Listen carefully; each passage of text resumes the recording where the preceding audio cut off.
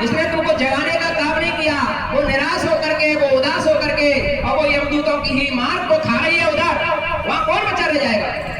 गुरु महाराज कहते हैं, अरे बच्चों, वो धर्मराय की कचहरी में जब आपकी आत्मा जाएगी तब आपको पता है कितनी सजा मिलती है वहां? कल्पों की सजा मिलती है भैया, कल्पों की। जो भजन नहीं करते हैं, जो मुर्दा मांस खाते हैं, शराब पीते हैं, अनाचार करते हैं, जिनके अंदर माँ बहन बेटी की पहचान नहीं है, उनको कल्पों की सजा मिलती है भैया। कल्प, कल्प क्या है? कल्पों की सजा। सत्ययुग, त्रेता, द्वापर, कलयुग, कितने युग हो गए? 4। 4 युगों की एक चौकड़ी होती है। कितने युग की? 4 युगों की एक चौकड़ी। फिर ये 72 बार घूमे। सत्ययुग, त्रेता, द्वापर, कलयुग, सत्ययुग, त्रेता, द्वापर, कलयुग, कितनी बार? 72 बार। तब जाकर के बनेगा एक मनवंतर, और फिर वो 14 बार फिर घूमे वो मनवंतर, तब जाकर के बनेगा एक कल्प। और एक कल्प की उम्र कितनी है? 4 अरब 32 करोड़ साल। कितने? 4 अरब 32 करोड़ साल की उम्र है एक कल्प की। जो मुर्दा मांस खाते हैं, पशु पक्षियों को, भगवान के जीवों को काट काट करके, सता सता करके जाते हैं, उनको वो कल्पों की सजा सुनाता है भैया। कि नरक बीच घोर दुख सहना पड़ेगा, नरक बीच घोर दुख सहना पड़ेगा, काया कोटि खाली करना पड़ेगा, काया कोटि खाली करना पड़ेगा। भैया बड़ी दुर्दशा होती है, वहां कोई बचाने के लिए नहीं आएगा। आपके संगी साथी, आपके दोस्त यार, आपके रिश्तेदार, आपके बच्चे वहां जाने वाले नहीं है, और आपकी नोटों की गड्डी भी वहां काम आने वाली नहीं है। मालिक के दरबार में रिश्वत नहीं चलती, बाबा जी ने साफ बताया। चले न उसके आगे रिश्वत, चले नहीं चालाकी, उसकी लेन देन की बंदे रीत पड़ी है बाकी। किसी को कौड़ी कम नहीं मिलती, मिले ना पाई ज्यादा, इसीलिए वो दुनिया का जगत पिता कहलाता, और मेरे दाता के दरबार में सब लोगों का खाता। जो कोई ऐसी करनी करता, वैसा ही फल पाता। क्या साधु, क्या राजग्रंथी, और क्या राजा, क्या रानी, और प्रभु की पुस्तक में लिखी है सबकी कर्म कहानी। कैसे बचोगे? आप क्या समझ रहे हो कि वो हमको देख नहीं रहा है? बाबा जय गुरुदेव जी महाराज कहते हैं, ध्यान से सुन लो प्रेमियों, जब आपका जन्म हुआ था और आपकी उम्र हुई थी 5 साल की, और 6वीं साल का पहला दिन लगा, उसी दिन से कुदरत रूपी माने हमारे सबके पीछे कैमरे फिट कर रखी है। कैमरे, अब वो कैमरा इन आंखों से दिखने वाला नहीं है, वो कैमरा तो कुदरती आंख है, जिसको शिवनेत्र, ज्ञान नेत्र, थर्ड आई कहते हैं। जब हमारी जीवात्मा की आंख खुलेगी, तब उस कुदरत रूपी माँ के कैमरे को अपनी आंखों से देख पाओगे। ये संसार को देखने वाली आंख, और कुदरत के खेल को देखने वाली, परम पिता परमात्मा का दर्शन करने वाली, वो ज्ञान चक्षु है, वो शिवनेत्र है, वो हमारी जीवात्मा के पास है। वो जीवात्मा की आंख आपकी खुलेगी, तभी तुम परमात्मा को अपने को देख पाओगे, नहीं तो देख नहीं सकते हो। बोलिए प्रेम से कहां पड़े हुए हम अभी तक? आ जाओ, सुन दो भी शरण में। बाबा जी तो बुला रहे हैं, 60 वर्ष से बराबर आवाज लगा रहे हैं। 10 जुलाई 1952 से बाबा जी आवाज लगा रहे हैं। आ जाओ प्रेमियों, आ जाओ, आ जाओ नगरवासियों, आ जाओ मोहल्लेवासियों, आ जाओ ग्रामवासियों, आ जाओ। ये सच्चा रास्ता है, ये सच्चे संत हैं, इनकी शरण में आ जाओगे, आपका ये लोक भी आबाद हो जाएगा, आपका परलोक भी आबाद हो जाएगा। आपकी जीवात्मा की गंदगी को धो करके, और मैं तुम्हारे निर्मल देश में, मैं तुम्हारे बचे हुए परम पिता परमात्मा के घर में ना पहुंचा दूंगा इस बाबा जी को बाबा जी मत कहना। बोलिए प्रेम से किस बात का? इस मार्ग पर चल करके देखो, ये मार्ग है, मार्ग ये सच्चा है, मार्ग प्रेमी हो ये है, गलत नहीं है, इसलिए आओगे तब पता लगेगा। ये मार्ग है करनी का, नाई बुद्ध विचार, कतनी छोड़ करनी करो, तब कछु पाओ सार, सार शब्द अंतर बस है, और पाऊं तेरा भेद, और ये सुरत समाये सप्त में तब परखूं जय गुरु। तब तुमको पता लगेगा, जब तुम्हारी जीवात्मा की आंख खुलेगी, तब तुमको जान पाओगे ए बाबा जी कौन है। अभी कुछ नहीं पता लगेगा, अभी कोई नहीं जान सकता। जानने वाले जान ले, जिनको बाहर के अनुभव हो रहे हैं, वो जो जान रहे हैं किसी की बीमारी ठीक हो गई, उन्होंने भगवान मान लिया, किसी का कष्ट दूर हो गया और उन्होंने हे परमात्मा मान लिया। और लेकिन अंतर में जिसने जलवा देख लिया तो वो कैसा है रूप इनका मालूम है? नूर ही नूर 24 तुम्हारे, कोटि चंदा यो सूरज बिहारे। नूर ही नूर 24 तुम्हारे, कोटि चंदा यो सूरज बिहारे। दर से पाए बिना गुरु तुम्हारे, प्रेमी का रंग खिलता नहीं है। दर से पाए स्वामी तुम्हारे, प्रेम का रंग खिलता नहीं है। कोट में चंदा सूरज चांद सितारे और रोम रोम में एक रोम से कितना प्रकाश? कोटना कोटन चंदा सूरज, वो नूर, वो प्रकाश। हम बाबा जी को आड़मास का पुतला समझ रहे हैं? ये आड़मास का पुतला नहीं है, ये शब्द रूप में है, ये नाम रूप में है इनका, ये जो है प्रकाशमान रूप है इनका। ये तो मानव रूप, गुरु रूप धारण करके हमको समझाने के लिए धारण किया था, लेकिन असली रूप तो अरे प्रेमियों, जो आत्मा इधर आती है परमात्मा के घर से और भजन करके साधना करके और आत्मा वो परमात्मा में मिल जाती है, तब वो परमात्मा रूप हो जाती है। जैसे समुद्र की बूंद आती है आकाश के द्वारा, ठीक, और नदी नालों के द्वारा फिर समुद्र में पहुंच जाती है वो बूंद, फिर उसको बूंद कहोगे कि समुद्र कहोगे? समुद्र। इसी तरह से हे प्रेमी हो, आत्म रूपी बूंद परमात्मा के घर से आती है और भजन करके और जो है साधना करके और परमात्मा में मिल जाती है, तो वो परमात्मा रूप हो जाती है। तो ये परमात्मा स्वरूप जो है परम संत बाबा जय गुरुदेव जी महाराज इस धरती पे आए हुए हैं, अलग जगाए हुए हैं। बाबा जय गुरुदेव जी महाराज ने कहा, क्या कहा? बाबा जय गुरुदेव की महिमा अपरंपार, मानस तन घर आए गए हरण कुंभ का भार। हरण कुंभ का भार मिटाने जग से पापाचारी, और कली को करने दूर भगाने सत्य को आनंद सारी। अरे बाबा की ले मान सुनो तुम बालक नर और नारी, ठान को ही अपनी मत ठानो, समय जाएगा निकल पड़ेगा पीछे पछतानो, संत को जल्दी से पहचानो। गुरु महाराज कह रहे हैं बच्चों, उस परमात्मा के जीवों को, जो लोग बेजवान पशु पक्षियों को वो केवल रो सकते हैं, अपनी जबान से तुमको बता नहीं सकते, और तुम उनकी भाषा को समझते नहीं है। उनकी भाषा को संत महापुरुष जानते हैं। संत महापुरुष कैसे जानते हैं? समझो, बाबा जय गुरुदेव जी महाराज मथुरा नगरी में आंगन में एक चेयर पे बैठे थे, कुर्सी पे। एक प्रेमी वहां खड़ा था, मुड़ेली में बैठ के कौवा काव काव कर रहा था। तो गुरु महाराज बोलते हैं, बोले बच्चों ये कौवा क्या बोल रहा है? तो वो प्रेमी बोला, बोले हजूर हम क्या जाने। तो गुरु महाराज ने बताया, बोले ये बच्चा, ये कौवा हमसे बोल रहा है कि बाबा जी दिल्ली से 1:45 पे 2 प्रेमी आपका दर्शन करने के लिए आ रहे हैं। बोलिए प्रेम से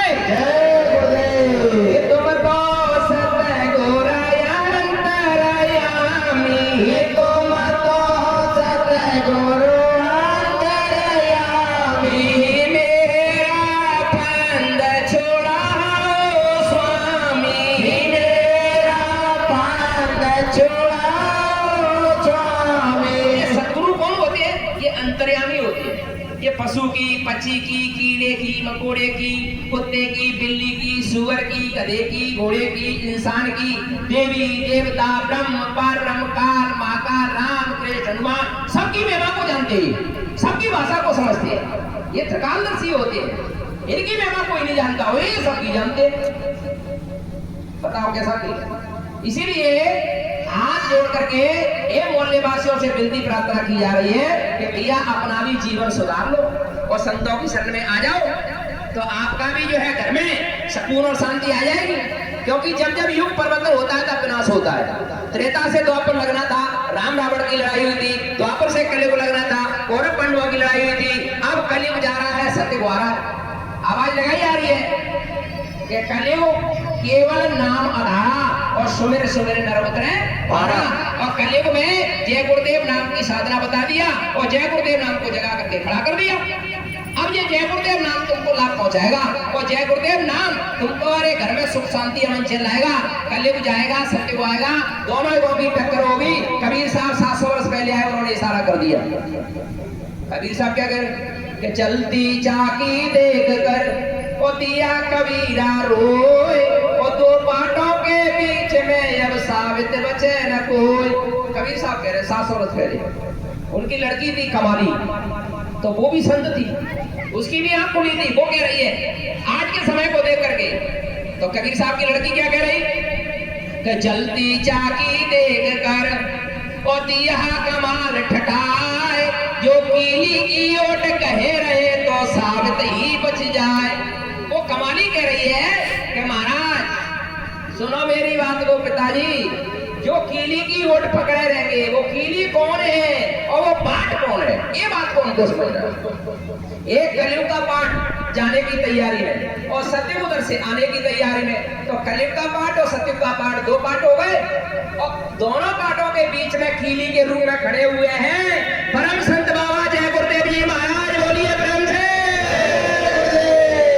तो ये कीली के रूप में खड़े हुए हैं, जो इनके सानिध्य में आ जाएंगे, जो इनके वचनों को मान लेंगे, जो साकारी हो जाएंगे, जो सदाचारी हो जाएंगे, माँ बहन बेटी की पहचान नजरों में ले आएंगे, माता पिता की सेवा करेंगे, आएगे का सत्कार करेंगे, भूखे को भोजन कराएंगे, प्यासे को पानी पिलाएंगे, जीवों पे रहम करेंगे, तब वो आपको रहमान मिलेगा। और जीवों पे दया करोगे तब वो आपको भगवान मिलेगा। बोलिए प्रेम से। हमारी बात थोड़ी है, एक गुरु की बात है। जो गुरु की बात मान लेगा, जो संत की बात मान लेगा, उसका काम बन जाए। भगवान राम को भी गुरु की जरूरत पड़ी, भगवान कृष्ण को भी गुरु की जरूरत पड़ी। तब जो है सीता जी का स्वयंवर रचा गया। तो शॉर्टकट में बता देता हूं आपको। तो प्रेमियों, सारे सूरवीर, सारे देश दुनिया के योद्धाओं को निमंत्रण भेजा कि जो कोई ही शंकर जी के धनुष को तोड़ देगा उसी के साथ में सीता जी का ब्याह कर दिया जाएगा। बड़े बड़े सूरवीर, बड़े बड़े राजे महाराजे, बड़े बड़े यानी वीर वहां जो है इकट्ठे हुए उस सभा में।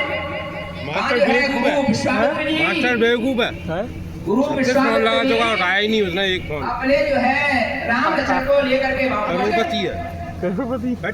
तो भैया वहां के सभा लगी थी, तो राम लक्ष्मण छोटे छोटे से बालक 360 फोन लगा चुका ना मास्टर को।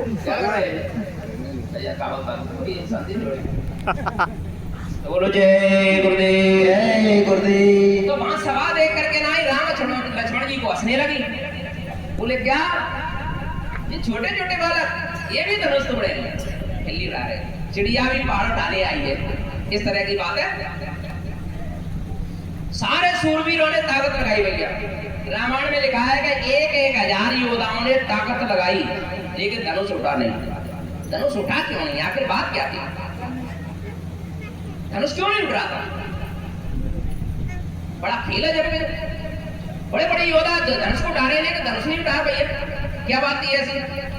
समझ लो इसको। आप जो है इस दृश्य को राजा जनक बड़े ध्यान से देख रहे हैं कि बड़े बड़े सूरवीर, बड़े बड़े राजे महाराजे धनुष को उठा रहे हैं लेकिन धनुष नहीं उठ रहा है। जब आस नाराज सारी सभा बैठ गई तो आंखों में आंसू भर करके और राजा जनक बोले आज मैंने बहुत बड़ा अपराध का मतलब बहुत बड़ा पाप मैंने कमा लिया। आज मेरी सीता कुंवारी रह जाएगी। बहुत बड़ा मैंने घना घोर पाप अपने ऊपर चढ़ा लिया। मुझे ऐसा नहीं करना चाहिए था। आज मुझे महसूस हो रहा है कि ये धरती सूरवीरों से खाली हो चुकी। इतनी बात सुनकर के लक्ष्मी जी खड़े हो गए। राजा जनक जी आप क्या कह रहे हो? यहाँ भगवान राम बैठे हुए हैं और गुरु विश्वामित्र जी बैठे हुए हैं, और आप इस धनुष की बात कर रहे हो। अगर मेरे गुरु का आदेश हो जाए तो इस धनुष की बात छोड़ो, मैं आकाश को पलट के रख दूंगा। बोलिए प्रेम से। लक्ष्मण जी ने कहा, तो राम जी ने इशारा किया, लक्ष्मण जी अब जो है आंखों में आंसू संत बर्दाश्त नहीं करते। दादाजी ने बताया, जब से रमेश भाई ने बताया मैं रोता बस, और जिसने रोया वो बर्दाश्त नहीं कर सकते भैया आंसू। सब बर्दाश्त कर लेंगे तुम्हारी बात को, लेकिन आंसू किसी के नहीं गिरे। जिसने भी पाया गुरु की दया को, हस सिकंदर पाइए और जिन पाया तिन रोए, हसे खेले पिया मिले कौन दो आगे होए। वो परमात्मा मिलेगा, जरूर मिलेगा, लेकिन रोने से मिलेगा। बोलिए प्रेम से जय गुरुदेव। क्यों मिलेगा? क्योंकि माँ का बच्चा सोता रहता है, माँ कभी दूध नहीं पिलाती है, और माँ का बच्चा रोता है तो सारे कामों को छोड़ करके बच्चे को उठाती है। मेरा बच्चा रो रहा है, उसको दूध पिला दो तो दोबारा से सो जाए। तो रोने से परमात्मा मिलता।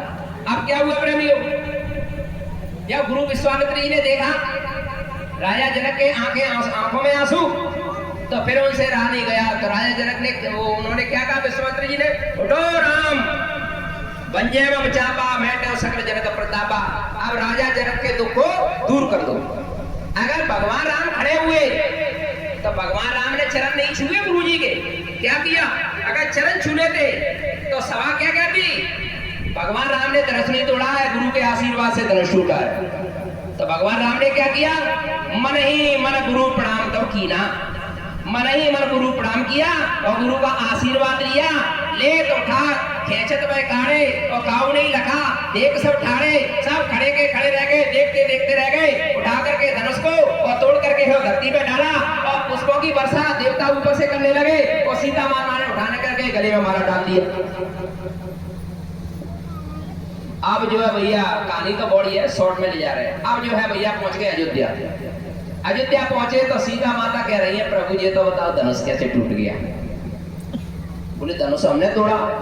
बोले ये बात हमको जमीन नहीं हजम नहीं हो रही है, गलत बोल रही है, झूठ लग रहा है। बोले झूठ? बोले हमने तो शादी कैसे होती? बोले इसीलिए तो हम पूछ रहे हैं। बोले धनुष टूट कैसे गया? आपको भी अफसोस लग रहा है धनुष कैसे टूट गया, जबकि राम ने धनुष तोड़ा। संसार के लिए दिखावे के लिए राम नजर आ रहे हैं कि राम ने धनुष तोड़ा, लेकिन धनुष टूट कैसे गया? सवाल इस बात का। तो बोले कैसे टूट गया? तो बोले सोच लो कैसे टूट गया। बोले हमने सोच लिया। बोले हमने ही तोड़ा है। तो बोले गलत बोल रहे हैं, तो तुम बताओ कैसे टूट गया? बोले अच्छा ये बताओ, क्या पिताजी आंखों में आंसू भर के ये कह रहे थे कि मुझे ऐसा लगता है आज सूरवीरों से ये धरती खाली हो गई। तो लक्ष्मण जी खड़े हुए, तो लक्ष्मण जी ने कहा, बोले हे राजा जनक आप क्या कह रहे हो? यहाँ जो है भगवान राम और गुरु विश्वामित्र जी बैठे हुए और तुम इस धनुष की बात कर रहे हो। अगर जो है गुरु का आदेश हो जाए तो धनुष को तो छोड़ो, मैं आकाश को पलट के रख दूंगा। तो आपने फिर जो है लक्ष्मण जी को इशारा किया, लक्ष्मण जी बैठे। बोले हाँ। तो गुरु ने आपको आदेश दिया, फिर गुरु ने आदेश दिया और आप खड़े हुए, उस समय आपने क्या किया? ये वाली बात पूछ रही है मैं, अंदर की बात पूछ रही है। अंदर की बात। सीता जी जान गई। अब जो है सीता जी कहने लगी, उन्होंने कहा राम ने कि बोले मैंने अपने गुरु को प्रणाम किया और गुरु का आशीर्वाद लिया। तो यही बात तुम्हें पूछ रही हो कि तुम्हारे बल से धनुष टूटा कि गुरु के आशीर्वाद से? तो वहां भगवान राम कह रहे हैं कि मैंने धनुष नहीं तोड़ा, गुरु के आशीर्वाद से धनुष टूटा। बोलिए प्रेम से। तो जब राम को गुरु की जरूरत पड़ी तो भैया हम किस खेत की बोली है? हम जो है तीर मार बन नहीं। बोले हम मटातीस बन गए, हम रुपए पैसे वाले, हम सेठ साहूकार हैं। अरे कुछ नहीं, इनके सामने कुछ नहीं। ये सोना चांदी रुपया पैसा ये सब मिट्टी है संत महापुरुषों के सामने। संत महापुरुष जमीन की मिट्टी को ऐसे लेकर के हाथ में रगड़ देंगे, वो सोना बन करके तुम्हारे सामने आ जाएगा। वो संत है। अगर जो है ऐसे कर दे अपनी उंगली को, ये आकाश छूट के नीचे आ जाएगा। ऐसे कर दे उंगली को, ये जो धरती उठ करके ऊपर चली जाएगी। वो संत आए हुए हैं इस धरती पर, लेकिन हम दुनिया वाले इनको पहचान नहीं पाए। कौन पहचानेगा? ये छोटा छोटा बने जो हर का होई, और जाते पाते पूछे नहीं कोई। छोटे बन जाओगे, कोई इनकी दया को ले पाओगे। बड़े बनने से कुछ नहीं होगा, छोटे बनो। अब क्या हुआ प्रेमियों? अब एक धरती पर इसका एक विषय चला। विषय एक जगह बड़े, ये सब ज्ञानी बैठे हैं भैया, बहुत। ये यहाँ जितने भी बैठे ज्ञानी हैं, एक से ज्ञानी है। अब ज्ञानी ज्ञानियों की सभा हुई, ज्ञानी ज्ञानियों की